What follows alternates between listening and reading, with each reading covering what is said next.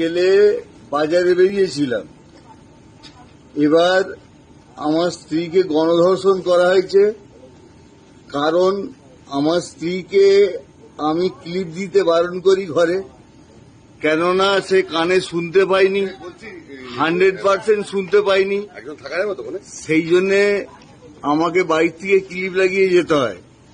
আমি বাইক থেকে ক্লিপ লাগিয়ে বাজারে গিয়েছিলাম, এসে ঘর খুলতে যাচ্ছি, এসে দেখছি ঘর খোলা, ঠিলছি, ঘরের কপাট খুলছেনি। না খোলার কারণে আমি বাইরে চুপচাপ দাঁড়িয়ে আছি।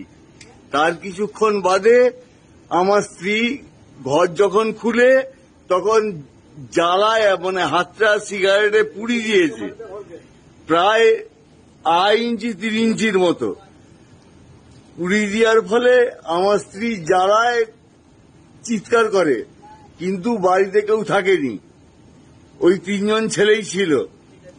উপরে অফিসাররা ভাড়ায় থাকে, অফিসাররা এখন নেই।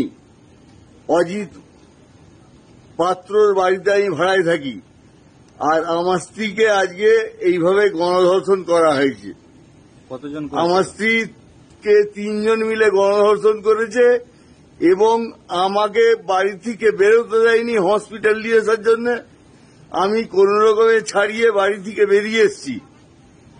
আর বাড়ি থেকে বেরিয়ে আসার পর আমি এখন হাসপাতালে দাঁড়িয়ে আছি আমার স্ত্রীকে ভর্তি করে। যারা এইরকম করেছে তাদের নাম জানেন? নাম কারো জানিনি, কিন্তু সবাইয়ের মুখ আমি চিনি।